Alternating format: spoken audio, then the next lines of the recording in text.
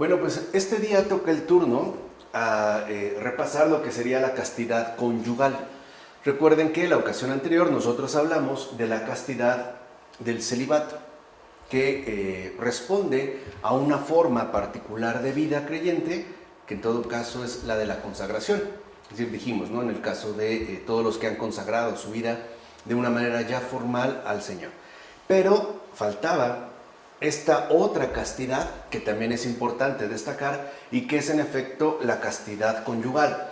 Para empezar, hay que mencionar que la naturaleza de la castidad en el hombre casado, en el ser humano casado, difiere en parte de la que conviene al celibato.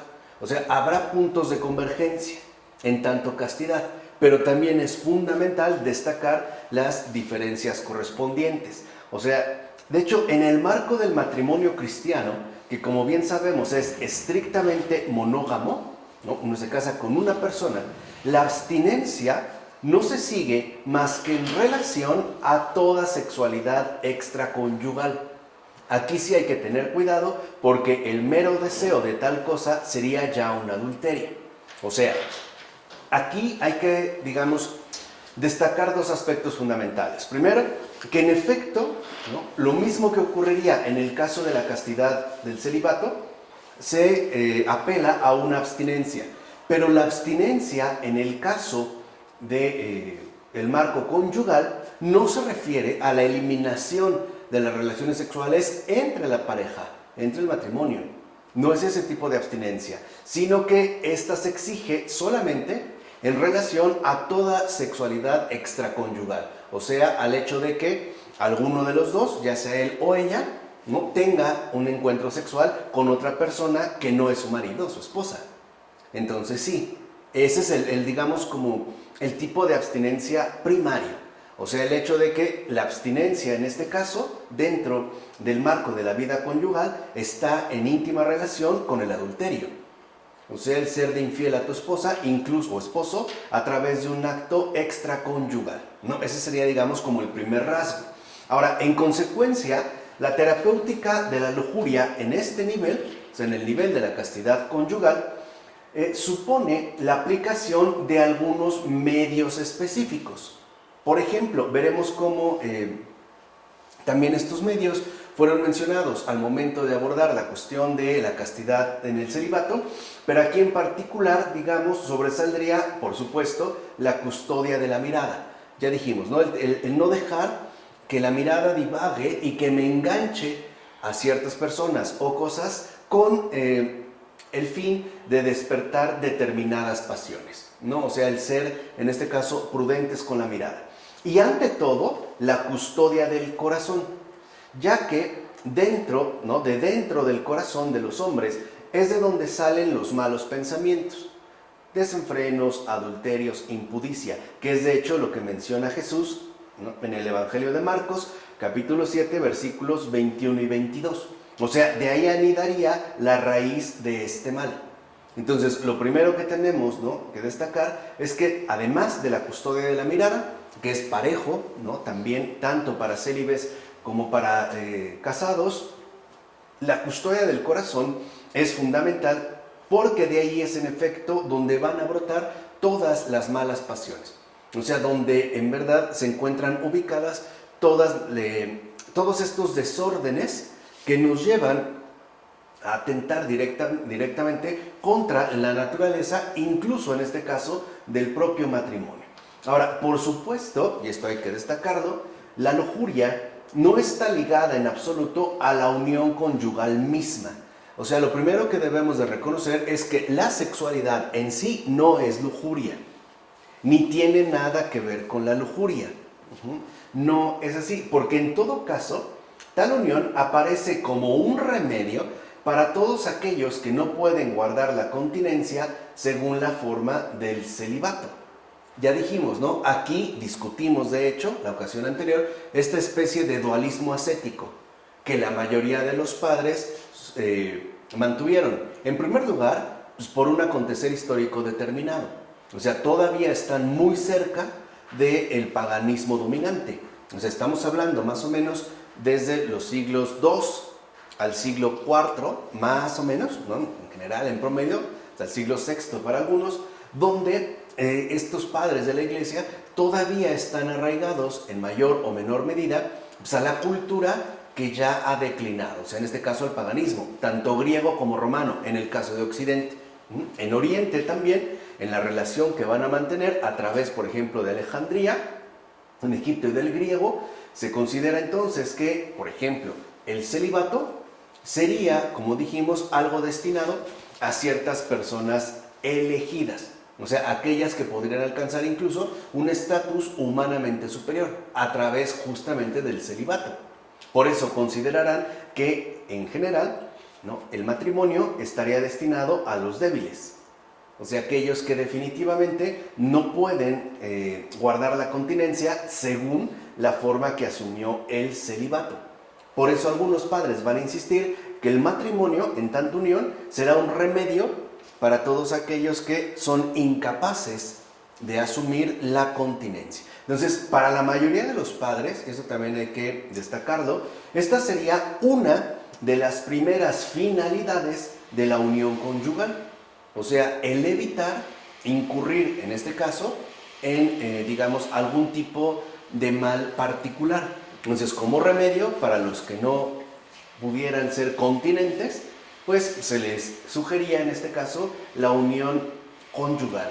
El problema, de entrada, y creo que es evidente, es que pareciera que en este caso la unión conyugal apelaría a su dimensión más inmediata, o sea, a su dimensión fáctica en tanto un hecho, pero dejaría de lado el amor mismo, en tanto consumación del amor de manera concreta. O sea, no solo se trata de la unión mecánica de dos cuerpos, sino de la consagración de dos en uno, ¿no? Por eso va a adquirir el carácter del sacramento. Eso es lo que hay que mencionar. O sea, aquí todavía pareciera, en base a ese dualismo ascético, que el celibato sería una forma muy particular de castidad, mientras que el matrimonio sería como una opción de segunda clase para aquellos que no han podido optar por la continencia según la forma del celibato. Ahora, en todo caso, esta convicción, ¿no?, que han mantenido la mayoría de los padres va a coincidir con la enseñanza de San Pablo y que muchas veces es mencionada hasta la fecha, ¿no?, como lo afirma San Pablo en la primera carta a los Corintios, en el capítulo 7, versículos 2, 5 y 8 y 9. ¿Qué dice ahí San Pablo? Dice, a fin de evitar la lujuria, que cada uno tenga su mujer y que cada mujer tenga su marido. Pero vean, o sea, el hecho de que un hombre tenga su mujer y que una mujer tenga su marido será a fin de evitar la lujuria, no a fin de también concretizar el amor mismo. ¿Entienden? Aquí se daría, digamos, como de pasada, a fin de que, ok, si no se puede mantener la abstinencia según la forma del celibato, entonces, a fin de evitar la lujuria, pues que se casen, ¿no? Que el hombre tenga su mujer y que la mujer tenga su marido. Dice también San Pablo, no os privéis uno del otro, no vaya a tentaros Satán a causa de vuestra falta de control. O bien, a los que no están casados y a las viudas, les digo que es bueno que permanezcan como yo, pero si no pueden contenerse, que se casen. O sea, es lo que les decía, aquí pareciera, ¿no?, que surge una especie de visión más o menos conformista con respecto al matrimonio. Es lo que dice Pablo. Si no pueden contenerse, bueno, que se casen. Pero si pueden contenerse, mejor no se casen. Y en este caso habría que mantener célibes. A estas alturas, debido también a la tradición que tenemos, ya sabemos perfectamente bien que tanto, ¿no?, digamos que los estados de vida del cristiano, a grandes rasgos, todos, ¿no?, coinciden en una consagración. La diferencia es que puede ser una consagración de tipo célibe o bien una consagración de tipo conyugal. Ambas serían también, ¿no?, dos formas distintas de asumir el compromiso del amor en esta tierra. Pero no lo haríamos solo porque no puedo contenerme. Esto sería, la verdad, como muy degradante.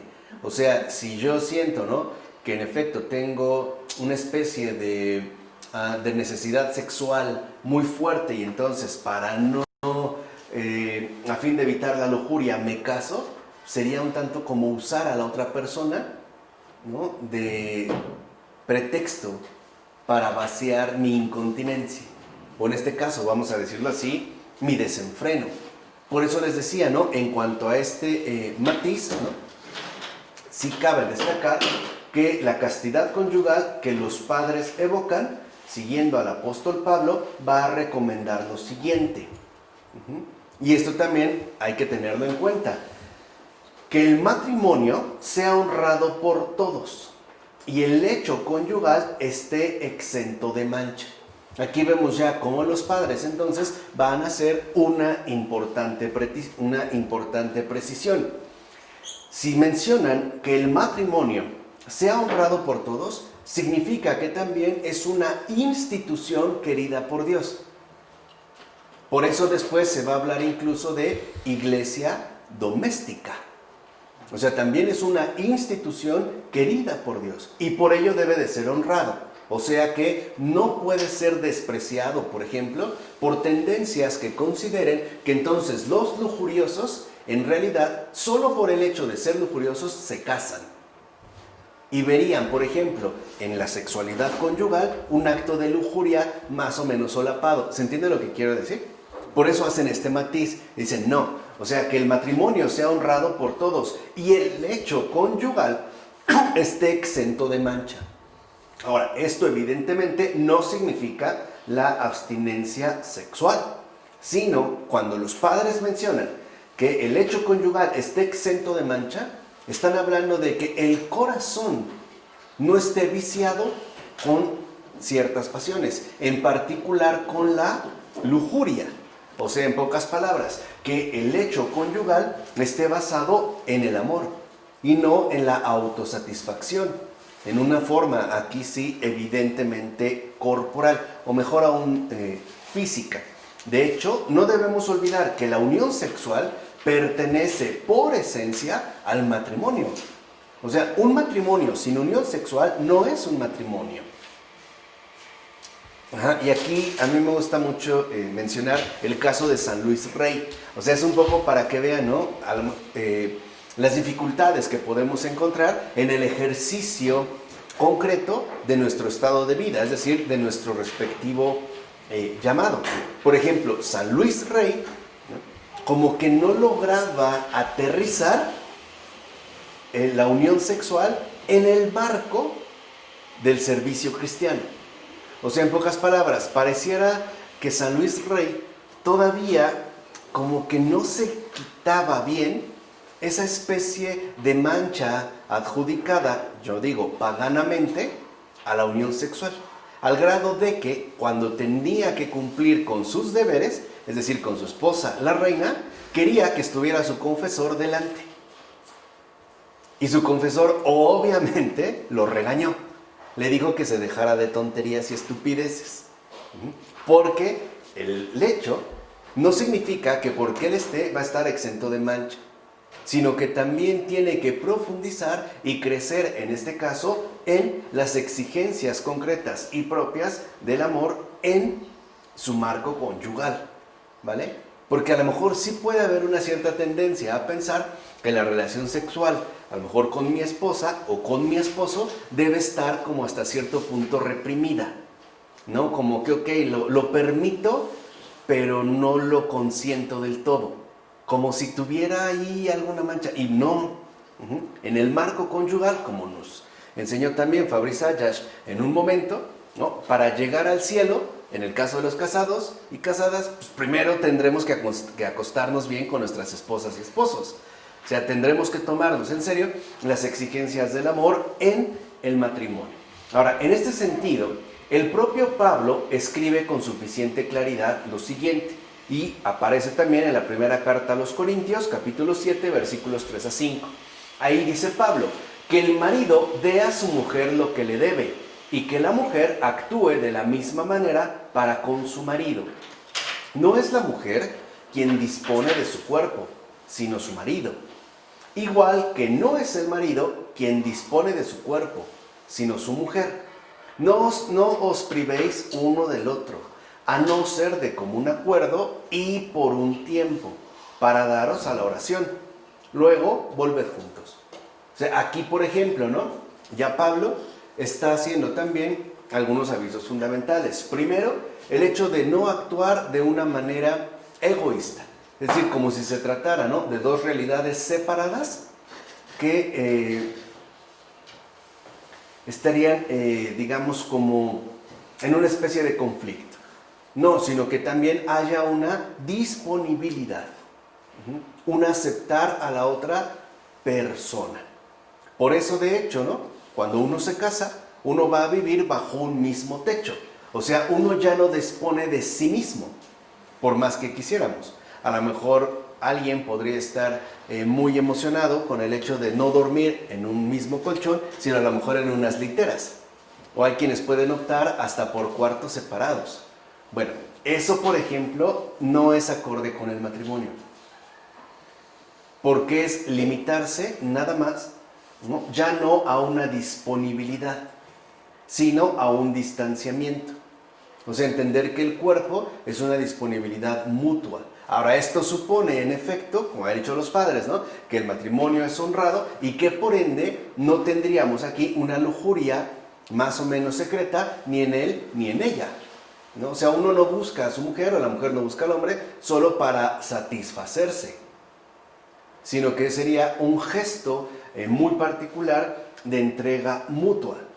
Por eso dice Pablo, bueno, ok, si van a decidir privarse uno del otro, o sea, si van a decidir no tener relaciones sexuales, una, que sea por mutuo acuerdo. O sea, tampoco puede ser por imposición. O sea, no podemos aplicar, ¿no?, el no me toques, o déjame, o hazte para allá, o ya no te aguanto, ya no te soporto, tengo calor, tengo sueño, tengo frío, cierra la ventana, no.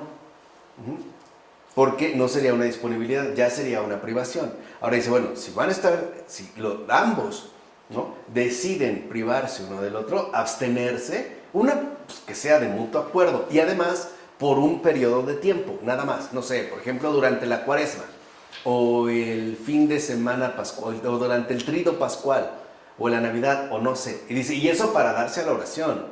Luego, volved juntos, o sea, no se hagan tontos. Porque también es muy fácil en el matrimonio tratar de evadir las exigencias concretas que nos corresponden, ¿no? O sea, es curioso cómo las cosas se pueden invertir. Por ejemplo, en la juventud a veces puede haber una especie de sexualidad imparable, ¿no? O sea, hay como mucha actividad.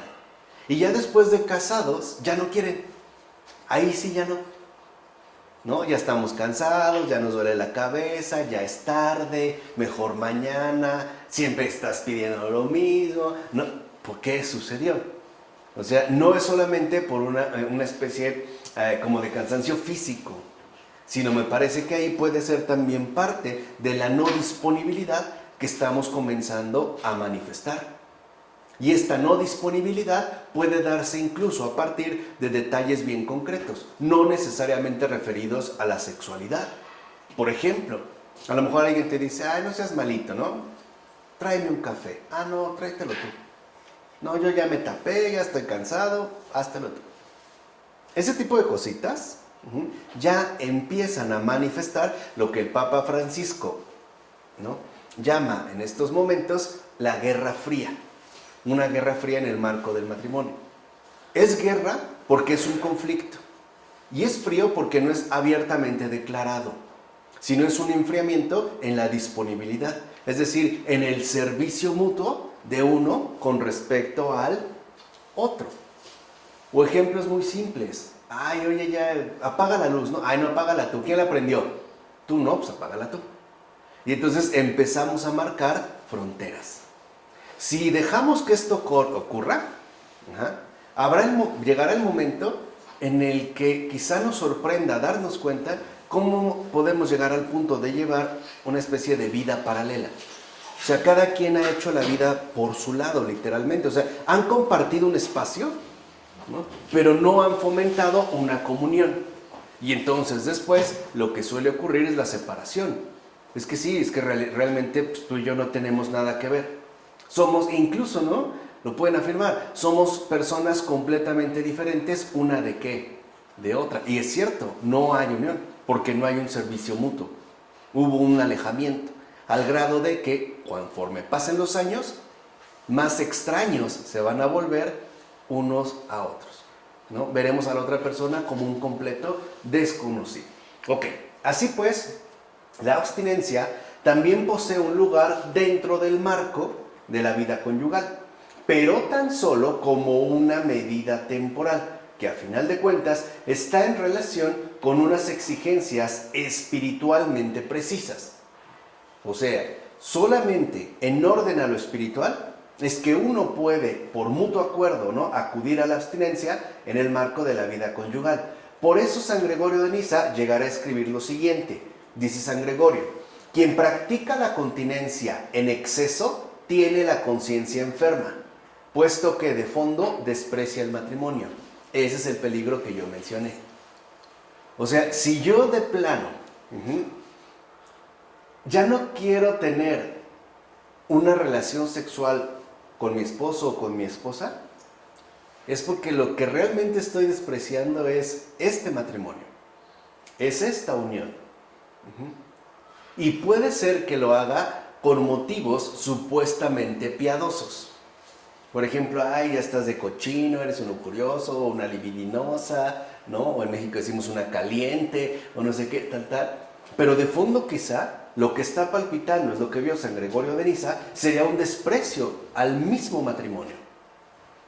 Porque el matrimonio, eso es uno de sus componentes fundamentales. Entonces, si yo no quiero tener un encuentro sexual contigo, de fondo quizá lo que estoy despreciando es el matrimonio mismo. Y este matrimonio, como no es una idea, sino una persona, pues en esa persona se ve directamente ese desprecio, se verá directamente reflejado en esta persona. Pues es tanto como decir, no quiero tener nada que ver contigo, no quiero nada, o incluso quiero solo limitarme a lo estrictamente necesario. Por ejemplo, a los diálogos habituales de todos los días. Buenos días, que te vaya bien en el trabajo, nos vemos al rato, cualquier cosa me llamas, ya llegaste, ¿cómo te fue? Bien, gracias, tengo sueño, tengo hambre, bye. No más. Esto es muy común en el matrimonio. De hecho, si lo ven, también podríamos hablar de una custodia de la sexualidad. No dejar que la sexualidad se pervierta a través de un juego exóticamente peligroso, pero tampoco dejar que la sexualidad se extinga a través de un disfraz supuestamente devoto. Porque ahí donde, por ejemplo, ¿no?, falle la relación sexual entre los esposos, puede ser que esté, al menos de manera latente, un desprecio hacia el matrimonio mismo. Es como, por ejemplo, una relación donde él no quiere tener ningún contacto con ella, le dice que es, ¿no?, por mantenerse santos, ¿no?, y decide incluso quedarse en 2 habitaciones distintas, y a lo mejor él se la pasa en la noche viendo pornografía y masturbándose. Ahí se ve. Ahí se vería justamente esta lujuria.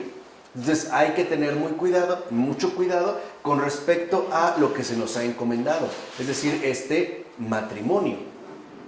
Existe pues, y eso es en lo que hay que insistir, una unión sexual casta. De hecho, los esposos pueden y deben unirse sin traicionar en su unión las reglas de la castidad, es decir, sin denigrar la unión sexual. Es lo que dice San Clemente de Alejandría. Recuerden, los esposos no solo pueden, deben unirse sexualmente, pero sin traicionar esta unión según las reglas de la castidad. O sea, sin degradar esta unión. Por ejemplo, a través de utilizar a la otra persona para llevar a cabo mis más oscuras fantasías. O sea, el hecho de ya no estar basado en el amor, sino en la filautía, o sea, en la autosatisfacción que se quedaría referida o limitada únicamente a mí. Por eso el propio Clemente de Alejandría va a decir que, puesto que encuentran impuras las relaciones carnales a las que deben su existencia, ¿cómo podrían escapar ellos mismos de la impureza? O sea, si alguien no considera que las relaciones carnales son impuras, son sucias, son denigrantes, y de ellos, ¿no?, gracias a estas relaciones es que deben su existencia, entonces si lo ven así, ¿cómo caramba van a poder tener un orden adecuado, es decir, una unión sexual casta con sus respectivas parejas? Ese era el problema con San Luis Rey, y es santo. O sea, eso es lo que quiero que entiendan, para que vean que los santos no son impecables. Son humanos que igual mean y cagan, al igual que cualquiera de nosotros. Y también tienen sus dificultades, pero hay algo que va a predominar, y es el triunfo del amor, a final de cuentas. Pero eso no los exime de atravesar, por ejemplo, dificultades muy particulares. Si yo, por ejemplo, como dice San Clemente de Alejandría, ¿no?, encontrara impuras las relaciones carnales, y es gracias a estas relaciones que yo he logrado, ¿no?, ingresar a este mundo a través de la existencia, bueno, ¿cómo puedo escapar entonces yo mismo de la impureza? Si para mí es impuro, entonces de entrada también ello será impuro. Por tanto, queda claro que el matrimonio y la vida espiritual asimismo santifican el uso de la sexualidad, ya que no solo el espíritu debe ser santificado entre nosotros, sino también las costumbres, la vida y el cuerpo entero, ¿no? Aquí es donde en efecto San Clemente de Alejandría ya abre más la perspectiva. Primero, porque digamos que la santificación no solo remite al espíritu, o sea, no solo está en una relación estrecha con respecto al espíritu, sino que también debe de ser santificadas las costumbres, la vida misma en general y el cuerpo entero, no una parte. Y en el matrimonio es esto justamente lo que se santifica. Vamos, en el matrimonio no nos la pasamos rezando, ni en silencio como cartujos. A veces también tenemos que pelearnos, ¿no?, o discutir. Y tenemos que santificar las costumbres que asumimos, que llevamos, ¿no?, la vida entera y el cuerpo entero. ¿De qué manera veo a mi esposa? Por ejemplo, después de los hijos, ¿no? Hoy en día aquí hay una exigencia corporal tremenda, ¿no?, como si el cuerpo debiera mantenerse bajo una irrealidad constante, ¿no? Por ejemplo, con los senos levantados, con los glúteos como inflados, ¿no?, el vientre plano. Pero ¿qué pasa cuando esto se pierde? ¿Qué veo ahí? Pues un cuerpo crucificado. O sea, lo que estoy viendo ahí es un gesto de amor, es una entrega, ¿no? Ha decidido incluso, ¿no?, afectar o deformar su figura por nosotros. De tal manera entonces que ahí lo que vemos es también esa santificación, incluso del cuerpo entero, ¿no? A veces no solo se trata de que el cuerpo se deba mantener en forma, sino que el cuerpo también va a implicar esa santificación. Ahora, por eso los padres subrayan a menudo que la sexualidad no es mala en sí misma, sino que todo depende de la forma en que se utilice. Es lo que les decía, o sea, que no caigamos en meros criterios de utilización, o sea, de manipulación y por tanto de degradación. Señala San Metodio de Olimpo. Veamos lo que dice San Metodio. Dice: cuando la práctica es buena y casta, el objeto finalmente es bueno. Por el contrario, es malo cuando ella es mala y desordenada. Entonces, lo que vemos aquí, en lo que menciona San Metodio, es que cuando en efecto, ¿no?, la sexualidad es buena y casta, aquello que se realiza igualmente lo es, o sea, aquello a lo que vemos. Pero si yo considerara, por ejemplo, que las relaciones sexuales son impuras o malas, etc., entonces cuando yo lo hago, lo que estoy practicando, de igual manera sería visto en términos de desorden. Por eso, como dijera San Doroteo de Gaza, en el uso legítimo del matrimonio y en la fornicación, el acto es el mismo. La diferencia sustancial entre ambos consiste en la intención. Ella es la que marca la diferencia. O sea, en pocas palabras, ¿no?, en la fornicación, la intención es que yo quede satisfecho. En el matrimonio, la intención es que me pueda entregar y ser recibido por otra persona. Esa es la gran diferencia. El acto es el mismo. No vamos a decir que uno cambia, ¿no? O sea, en el acto es exactamente el mismo. O sea, lo que cambia entonces es la intención. Por eso debemos de custodiar el corazón. Hay, por ejemplo, ¿no?, personas que consideran que con la esposa o el esposo hay cosas que no pueden hacer, pero sí con el amante, por ejemplo. O la amante. Ahí sí. Lo que ha cambiado pues, es la intención. Y es eso, en efecto, lo que marcaría la diferencia. Así pues, los padres suelen afirmar que el primer principio para los esposos no es unirse con vistas al placer sensual. Es decir, según la filautía, que hace de la voluptuosidad el fin exclusivo de su respectiva unión. Porque incluso, si solamente, ¿no?, los esposos tuvieran relaciones sexuales para obtener placer sensual, entonces incluso podrían, ¿no?, rechazar esta alternativa y acudir, por ejemplo, a la masturbación. ¿Qué necesidad habría de otra persona? Si no se trata de entregarme, sino de autosatisfacerme.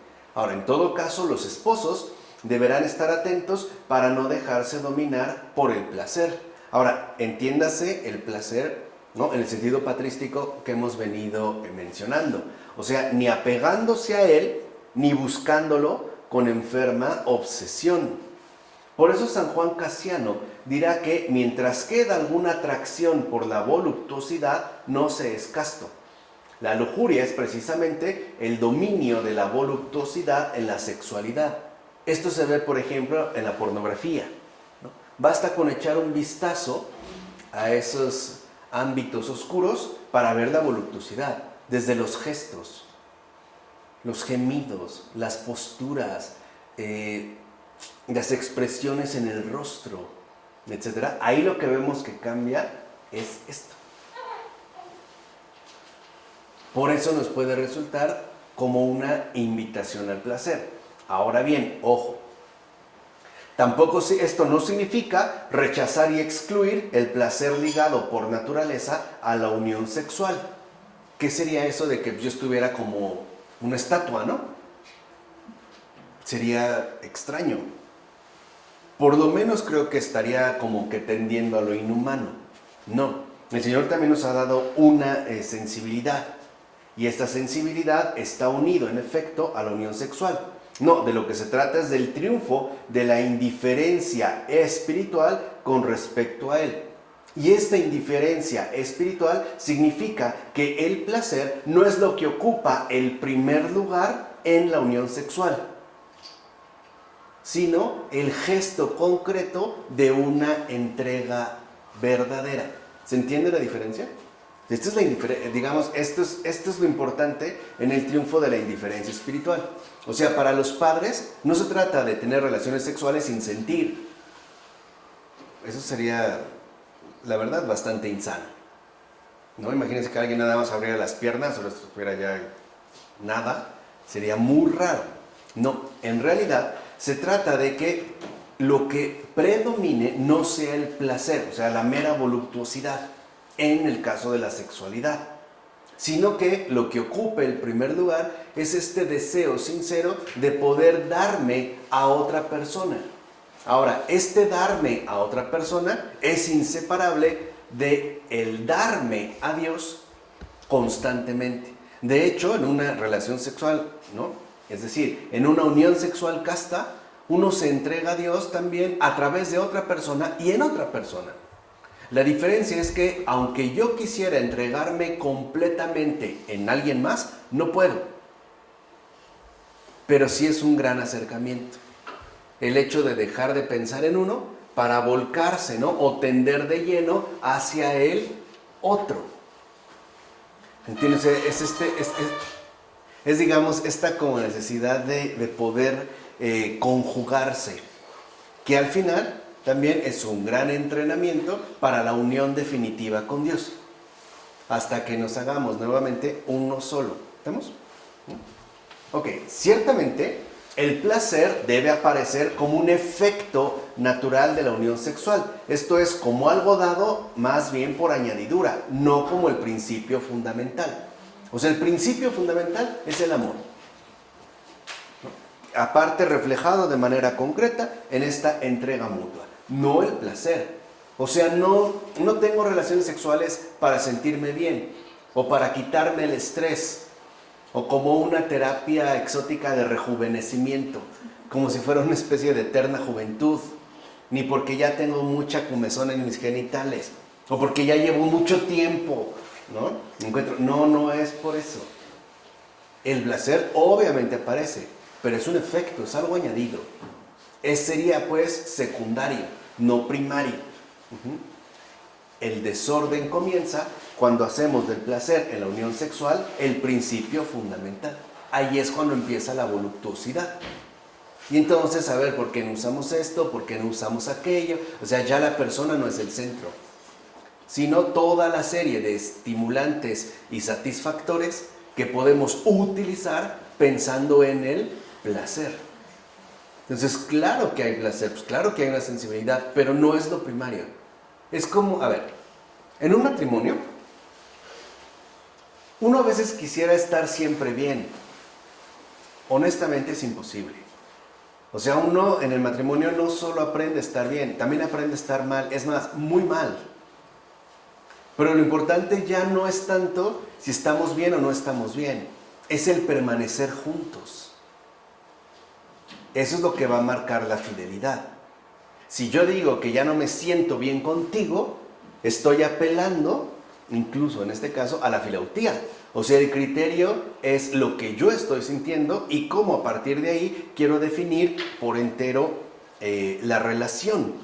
¿Entiendes? O sea, no es si me resulta a mí placentero o no, sino la necesidad de entrega y de permanencia que nos va a ir constituyendo justamente como compañeros de vida, es decir, a largo plazo. ¿Cómo uno puede saber si tiene o no un buen matrimonio? ¿Por el hecho de que no peleamos? Pues no, porque eso también puede ser efecto de una indiferencia, de una guerra fría. Pues claro, ¿quién va a pelear? ¿Cómo van a pelear si no se toman en serio? Si nada más se dan el avión. No, cuando te tomas en serio al otro, pues también hay confrontamientos, ¿no? Por lo menos hay roces, ¿no? A veces sacan chispas, ¿no? Pero si no, pues entonces, ¿qué sucede? Eso es lo que dijo, por ejemplo, el Papa Francisco cuando vino a México y estaba hablando de los matrimonios. Dijo, yo prefiero matrimonios que llegan con moretones, con cicatrices, despeinados y rasguñados, a matrimonios que llegan, ¿no?, con el peinado inalterado y las ropas limpias e impecables. Digo, porque esos no se tomaron en serio. O sea, ¿no?, decidieron más bien ignorarse y no asumir la seriedad del matrimonio. Entonces, aquí lo que en efecto, ¿no?, estamos buscando destacar es que no se trata de negar el placer, se trata de ordenarlo al lugar que le corresponde, es decir, como algo secundario, no es lo primario. ¿O qué? Porque no me sienta bien contigo, ¿voy a salir corriendo? ¿O ya voy a considerar que no es mi lugar o que debería de buscar otra alternativa, otra opción? ¿No? Se supone que uno sabe el lugar al que pertenece, independientemente de si me siento bien o mal. Claro, sintiéndose bien es mejor, o por lo menos es más fácil, pero la idea es mantenerse en esta fidelidad. De hecho, lejos de ser buscada por sí mismo, o sea, es decir, como un mero placer, la unión sexual debe situarse dentro del marco del amor mutuo de los esposos que se realiza en el plano de los cuerpos. Por eso les decía, es un gesto también muy, muy concreto. O sea, estamos hablando de un amor mutuo, ¿no?, de los cónyuges, que en efecto se va a realizar en el plano de los cuerpos. Y tal unión es análoga a la que tiene lugar en el plano de las almas. Y por tanto, forma parte de la unión total a la que están llamados los que viven en matrimonio. Esta es la finalidad, alcanzar una unión total. Por eso les decía, ¿cómo uno sabe si ha tenido o no un buen matrimonio? Pues hasta el final, hasta el último día. ¿Qué tanto nosotros pudimos alcanzar esta unión total? No solo en el plano de las almas, sino también incluso en el plano de los cuerpos. Hay veces en las que un abrazo parece traspasarte el cuerpo y el alma, ¿no? O sea, no necesariamente se tendría que limitar a una penetración física, por ejemplo. Puede ser incluso también tocado en el alma a partir del plano de los cuerpos. Entonces, esta unión total es fundamental porque, en efecto, es lo que en las Escrituras significa que ambos se conviertan en una sola carne. Es decir, un solo espíritu debidamente unificado también en la dimensión material. Ahora, la castidad conyugal es justo tal tipo de unión integral. No es ausencia de sexualidad, es más bien unificación de toda nuestra dimensión humanamente real en tanto carne. Es decir, no solo en el plano espiritual, sino también en la dimensión material. Ahora, si dicha unión se ve afectada, por ejemplo, poniendo la reunión de los cuerpos como único fin placentero, que es de hecho, ¿no?, lo que ocurre en la fornicación, entonces no puede hablarse de castidad conyugal. Eso es justo lo que los padres van a destacar.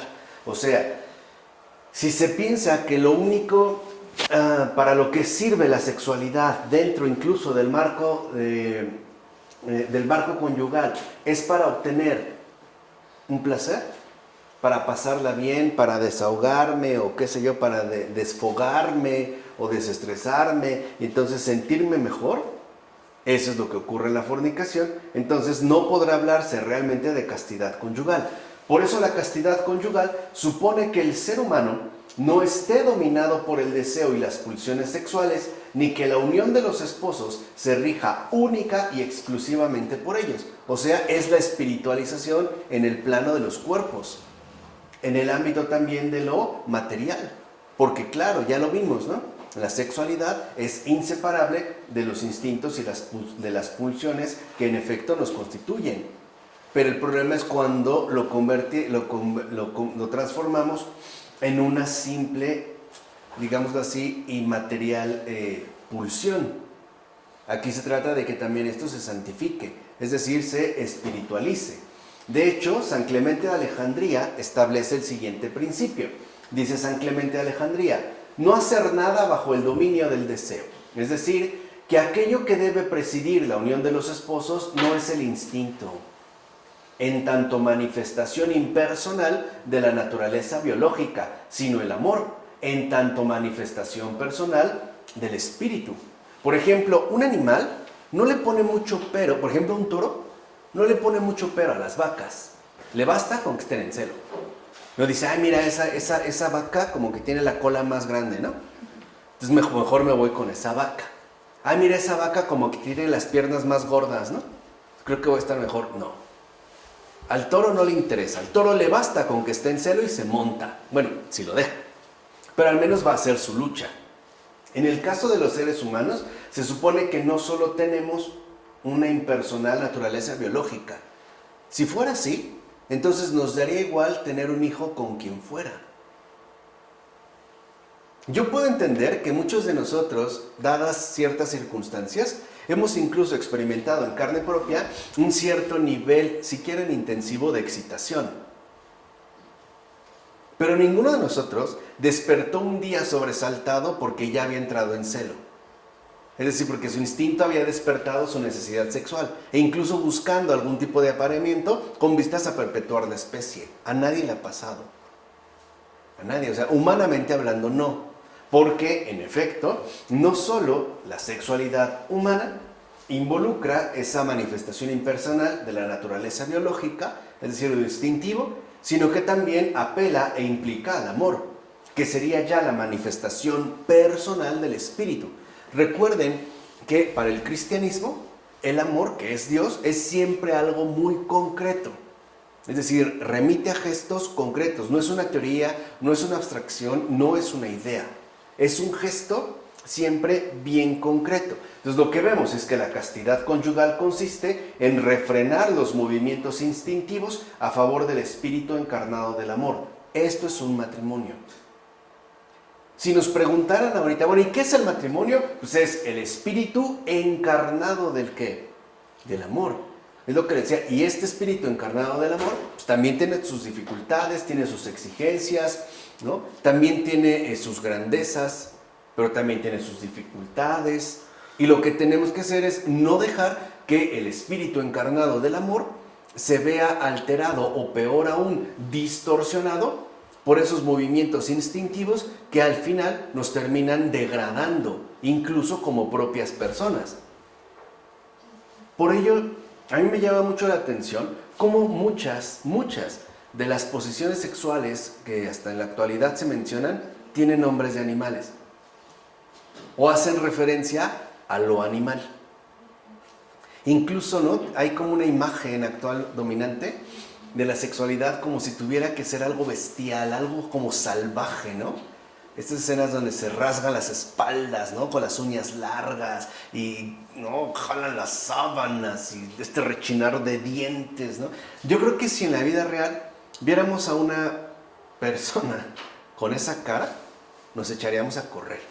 O sea, en ningún momento diríamos, ay, qué excitante, ¿no? O sea, yo creo que más bien nos daría miedo, ¿no?, este tipo de manifestación. Pero entonces sí es importante entenderlo como un espíritu encarnado del amor.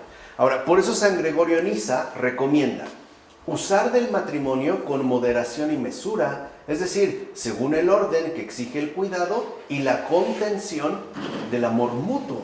O sea, ¿qué quiere decir? Tampoco el hecho de que esté casado significa que puedo hacer lo que se me da la gana, sino que también me va a llamar a crecer. Ahora, esto es indispensable para que la unión de los esposos no sea un mero medio para poder satisfacer el deseo instintivo. O sea, la satisfacción de lo biológico, eso es lo que queríamos destacar hace un momento, ¿no? A final de cuentas, la satisfacción de lo biológico no respeta la dignidad de las personas. Eso es lo que ocurre en la fornicación. Por eso alguien puede estar teniendo no encuentros sexuales con uno, con otro, si es que se basa única y exclusivamente en la satisfacción de lo biológico. Pero lo curioso es cuando esta persona se enamora, o cree por lo menos encontrar, ¿no?, el amor de su vida, también tiene que renunciar a esta satisfacción de lo biológico. Porque aquí ya se ve, digamos, encarado con ese espíritu personal del amor. Ahora, de fondo, como menciona San Gregorio de Niza, hay que dar prioridad al cuidado y al deseo de las cosas divinas, aún en el matrimonio. O sea, no me puedo olvidar de que en efecto es Dios quien está ahí también en la otra persona. ¿Y cuál ha sido el fin fundamental? La finalidad de habernos comprometido, ¿no? O en este caso de habernos casado. Por eso les decía, un error que solemos cometer, al menos aquí en ciertos lugares, ¿no?, de la cultura mexicana, es que cuando dos jóvenes, por ejemplo, ¿no?, ya dicen que, bueno, van a ser papás o ella quedó embarazada, entonces los casan. Como decir, bueno, pues eso querían, pues ahora ya. No, es que no, ese es el punto. No se trata de que pues ya la regaron y ahora órale, ¿no?, a darle plenitud a la satisfacción de lo biológico. Como pues, si ya lo hicieron, ni modo. No ese es el fin. Ahora, de hecho, la lujuria tiene como característica principal el separar al ser humano de Dios, o sea, haciéndolo replegarse sobre sí mismo. Por el contrario, el objetivo y el efecto de la castidad, en este caso dijimos de la castidad conyugal, es reunirnos con Él por medio de la entrega, ¿qué?, corporal. Esto es lo que a San Luis Rey le costó tanto trabajo comprender, que también en el marco de la castidad conyugal, ¿no?, el objetivo de esta es reunir al ser humano con Dios por medio también de una entrega corporal.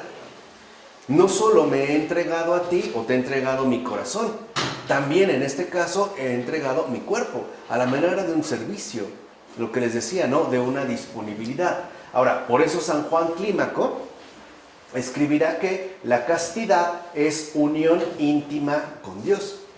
Realmente la castidad significa que uno se está entregando, ¿no?, está materializando el amor a través incluso del cuerpo. Ahora, en la lujuria, por el contrario, el deseo se aparta de Dios y de las realidades espirituales y se dirige más bien a las realidades instintivas del placer sensible, o sea, aquello que podemos obtener de inmediato. El caso más dramático, pero más evidente de estas realidades instintivas del placer sensible, pues es la violación.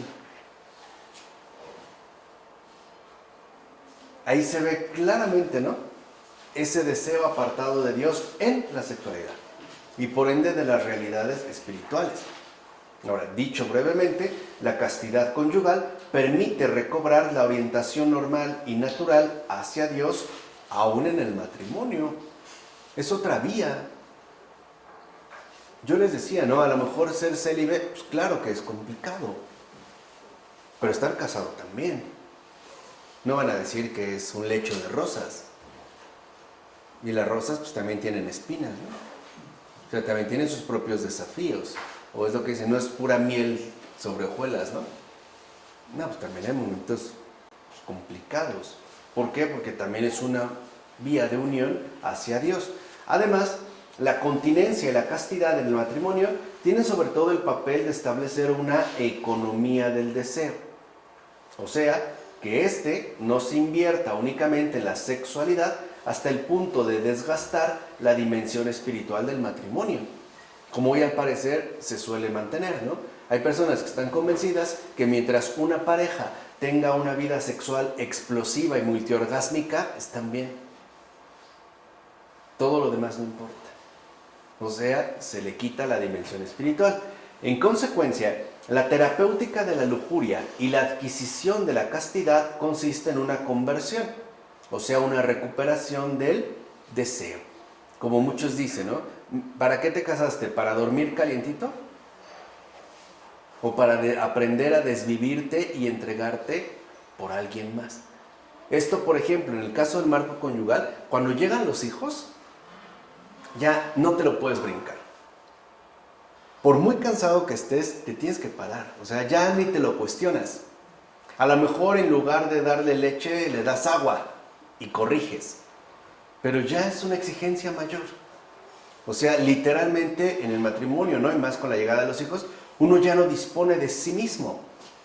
A lo mejor, no sé, guardaste desde tu infancia ese Capitán América que te regaló tu abuelo, ¿qué tal? Y un día llegaste y tu hijo lo rompió. Valió, o sea, ¿no? O la foto rayó las paredes, tu super pantalla Ultra HD 4K de 2000 pulgadas, ¿no? ¡Pah! Le dio con un juguete y ya lo compuso, la plantita que tanto querías, todo. Y te obliga, literalmente, te obliga a ser desprendido. A desprenderte de ti, de tu tiempo, de tu salud, de tus prioridades, de tus gustos.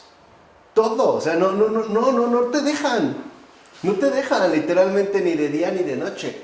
Y la pareja otro tanto. Y lo mismo hacemos nosotros, ¿eh? O sea, que lo padecemos. También lo hacemos padecer. A lo mejor de repente, ¿no? Como que nos damos una escapadita a la recámara y ay, estiramos los pies, prendemos la tele y llega la pareja. A ver, hazte para allá. Ay, me quiero... Entonces, ay, déjame en paz, ¿no? Déjame respirar. Ay, ya no me quieres, no sé qué era. Seguro andas con otra o con otro, ¿no? Empiezan ahí las fantasías raras. No, pero lo que quiero que hagan es esto, es la conversión en el deseo. Entonces el matrimonio es la gran escuela del amor. O sea, ahí uno aprende porque aprende. O sea, y aprende a ser desprendido, a ser entregado, a servir y a no disponer de uno mismo. O sea, uno no puede ser egoísta. Y en la medida en la que uno lo pretende, los problemas, ¿no?, que vamos a tener que atravesar serán bastante fuertes. Ahora, en efecto, con tal conversión, el amor espiritual entonces recupera la primacía sobre el deseo meramente sexual. Recuerden, no se trata de anular lo sexual, se trata de poder espiritualizarlo a través incluso de la entrega corporal en el plano material. Ahora, esto es lo que nos permite comprender la célebre afirmación de San Juan Clímaco. Dice San Juan Clímaco: es casto quien destierra el eros sensual con el eros divino y apaga el fuego de la tierra con el fuego del cielo. O sea, en síntesis, la castidad destierra la lujuria y establece el primado de la caridad, que es, al final de cuentas, lo único que importa. De hecho, esto que acabo de mencionar se puede ver muy bien cuando entendemos cómo en griego hay 3 palabras para referirse a 3 dimensiones de lo que en español llamamos amor, y las demás están como debilitadas, que es, en primer lugar, filia. De hecho, las 3 son, ¿no?, en estas dimensiones. La más básica sería filia. Después viene el eros y finalmente aparece el ágape. Filia es todo este cariño que nosotros tenemos por los allegados. Por ejemplo, es el cariño o el amor-cariño que podemos tener por los familiares, el amor de padres a hijos, de hijos a padres, entre vecinos, entre amigos de escuela, incluso a las mascotas. De hecho, la zoofilia no tiene que ser esta patología, ¿no?, sexual en animales. O sea, es el amor, cariño que tengo a mi mascota, ¿no? El darle de comer es ya una muestra de cariño. O sea, no nada más es acariciarlo. Darle agua, por ejemplo, sacarlo a pasear también es una muestra de cariño. Esa es la filia. El eros ya involucra la sexualidad humana. De hecho, podemos decir que la filia es lo que se tendría que vivir normalmente en la amistad. Es el amor entre amigos, pues. El eros ya no. El eros es, por decirlo así, lo que se viviría en tanto novios. Por ejemplo, ya involucraría tomarse de la mano, ¿no?, o mezclar saliva, o sea, darse un beso, o abrazarse.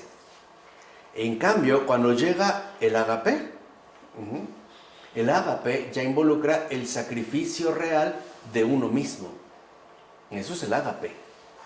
O sea, el ágape involucra un sacrificio real de uno mismo. De hecho, la palabra que utilizaban, por ejemplo, los primeros cristianos para hablar de la celebración eucarística era el ágape. No hablaban de eros ni de filia, hablan de ágape. Ejemplo, ya en el ágape es lo que los rasgos que ahorita nosotros mencionamos, o sea, el ya no disponer de uno, el estar llamado incluso a la entrega total, que también involucraría, en este caso, pues, la unión sexual. Por eso antes las cosas parecían estar por lo menos más definidas, ¿no? Uno empezaba siendo amigo, después pasaban siendo novios y al final pasaban siendo esposos, ¿no?, o llegando al matrimonio. Cada una de estas fases tenía su respectiva importancia. La amistad, de hecho, valdría la pena consolidarla como amistad.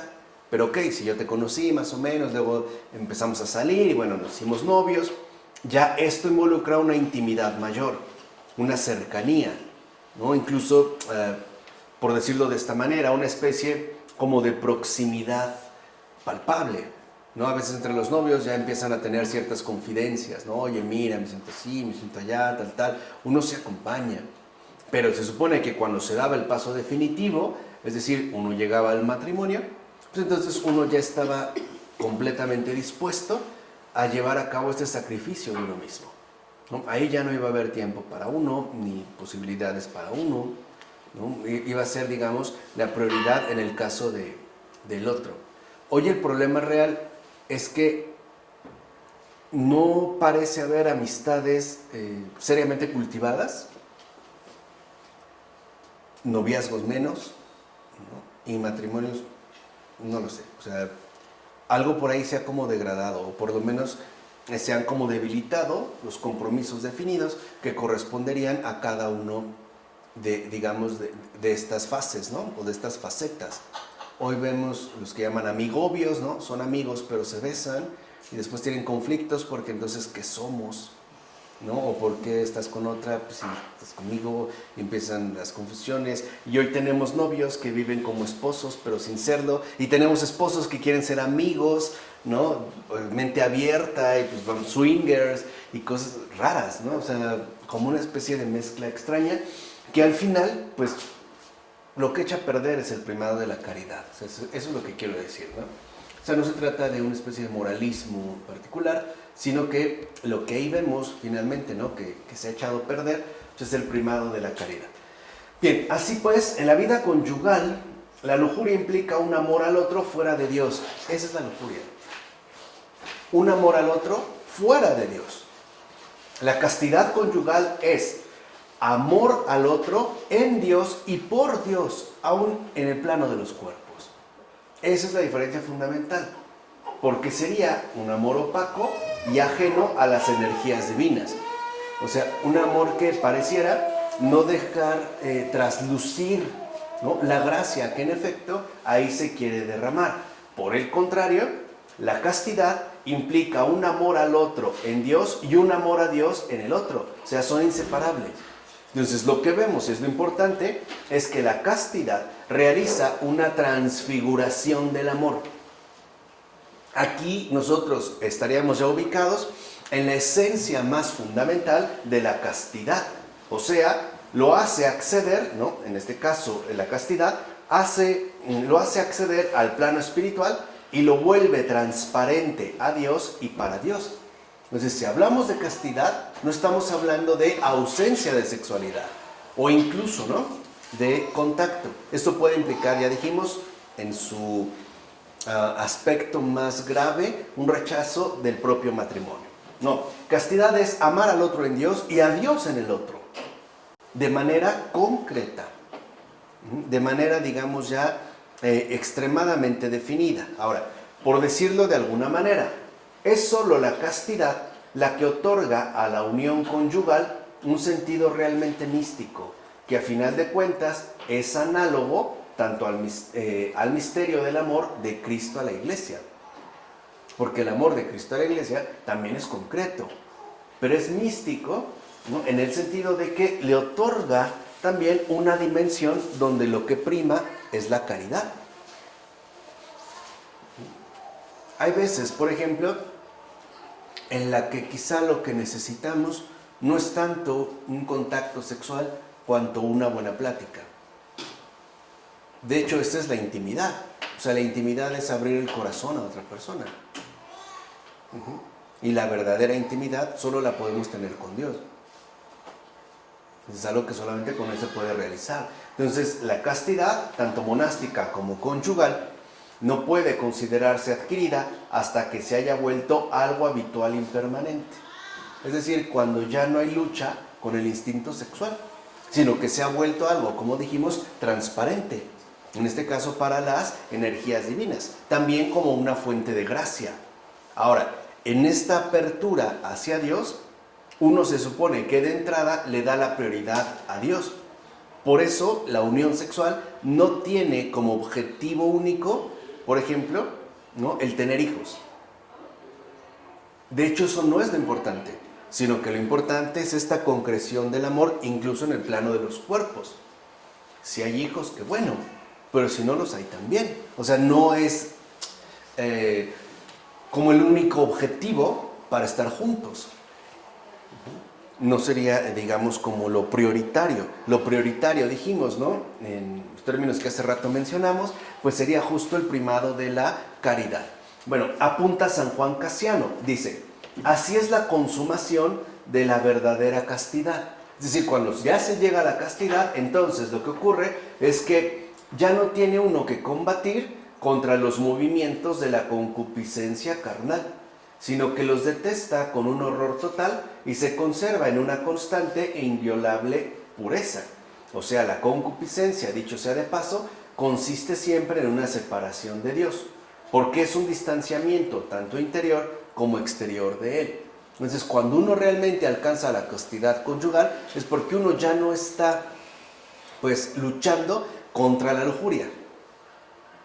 Uno ya lo hace de manera normal, o sea, uno ya asume esta entrega de una manera, podemos decir incluso natural. Ahora, uno de los signos más importantes de la castidad, no es el único, pero sí es al menos uno de los signos más importantes de la castidad, es la impasibilidad de la mirada y del corazón ante los objetos susceptibles de desencadenar la pasión en los seres humanos. O sea que la castidad aparece como una perfecta insensibilidad ante los promotores visibles de la lujuria. Entonces, aunque nuestra mirada, ¿no?, se topara de frente con promotores visibles de la lujuria, la castidad es lo que nos permite que la impasibilidad finalmente reine por encima de este tipo de promoción. Y lo mismo ocurriría en el corazón.